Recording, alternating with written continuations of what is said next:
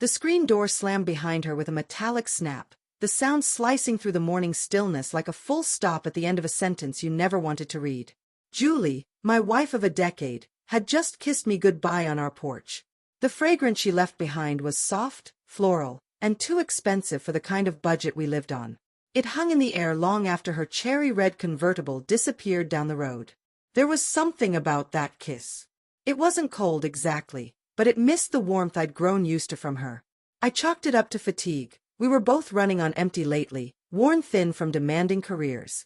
That evening, I buried myself in the quiet rhythm of our backyard garden. Digging into the soil, tending vegetables, setting things in order. It always gave me a kind of peace that helped drown out life's unpredictability. That patch of land behind our house had always felt like the clearest representation of what we'd built together. Or so I thought. The next morning, sunlight spilled through the blinds, too bright, too sharp. I moved around the kitchen like a shadow, making coffee that barely touched the unease turning in my gut. I was already late. Construction doesn't wait on feelings.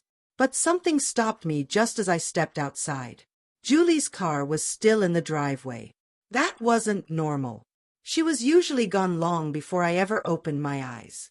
She took her work at the hospital seriously, her punctuality almost legendary. That's when I saw it. A small envelope wedged into the edge of her car window.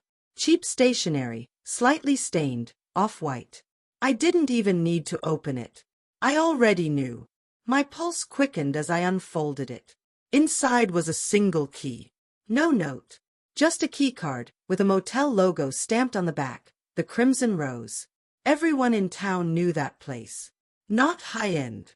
Not even average. It had a reputation, seedy, discreet, a favorite of people who wanted to be forgotten. That kiss. The perfume. Her car not leaving. The envelope. The signs lined up like dominoes, each one falling into the next. My heart didn't want to accept it, but the truth was deafening. Julie wasn't just tired, she was unfaithful. The rest of the day passed in fragments. I remember calling off work, my voice hollow as I made the excuse. Then came the digging. Quiet questions. Careful mentions of a name I found on the motel logbook, Edward Jameson. It didn't take long to uncover who he was. A young doctor, charming, ambitious, a fast climber in the oncology department. Someone mentioned his imported sports car, how it gleamed under the hospital lights. My stomach turned. He had looks, money, a bright future, and apparently my wife. I searched his name online. What I found made my skin crawl.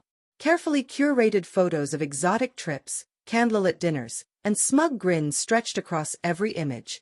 His life was polished to perfection. Untouchable. And now he had Julie. The anger came slowly, then all at once. I couldn't stop it. I needed to face him, not at the hospital, not surrounded by people. I found his address. A newly built home, all glass and steel and pretension. His sleek car sparkled in the driveway. I parked down the block, out of sight. My hands clenched. My chest burned. This wasn't about violence, at least, that wasn't the plan. I just needed him to see the wreckage he'd caused. To feel something, fear, guilt, anything real. He was home. I stepped inside before he could react. He was mid-conversation laughing until he saw me. His smile vanished. His skin turned pale. "You," he stammered, already backing up. I didn't answer. My fist did. Once. Then again. And again, until that smug exterior shattered. Until the arrogance drained from his face, replaced by panic and blood. He collapsed, gasping for air, the fight knocked out of him.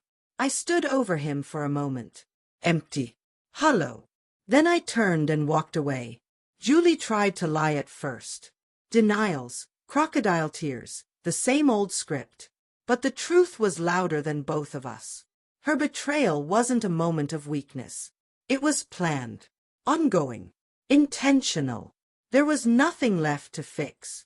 We divided everything, house, furniture, memories, like broken shards across a courtroom floor. The divorce was brutal and fast.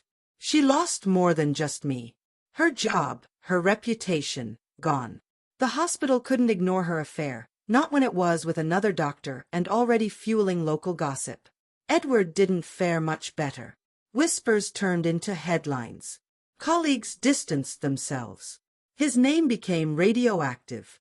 He was let go. His future, once so bright, now buried in scandal. I didn't hide what happened.